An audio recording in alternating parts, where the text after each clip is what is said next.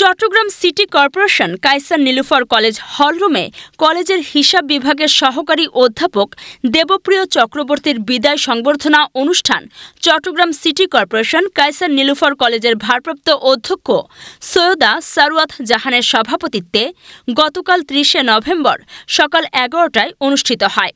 এতে উপস্থিত ছিলেন চট্টগ্রাম সিটি কর্পোরেশন কায়সার নীলুফার কলেজের গভর্নিং বডির সদস্য মোহাম্মদ আলী, অভিভাবক প্রতিনিধি মোহাম্মদ নেসার, শিক্ষক প্রতিনিধি সহকারী অধ্যাপক টিঙ্কু চক্রবর্তী, কলেজের প্রাক্তন অধ্যক্ষ শেখ মোহাম্মদ ওমর ফারুক, সহকারী অধ্যাপক কোহিনুর ইব্রাহিম, প্রভাষক জুবেদা খানম, চসিক কলেজ শিক্ষক সমিতির সভাপতি অধ্যক্ষ মোহাম্মদ আবু তালেব বেলাল, জয়দেব চক্রবর্তী সহ অনেকে।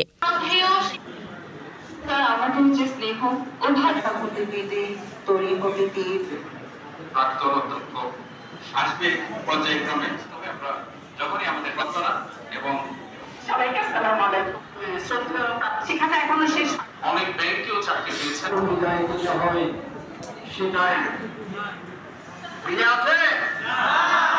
যখনই আপনারা আপনাদের পেয়েছিলাম সেখানে আমরা 2011 সালে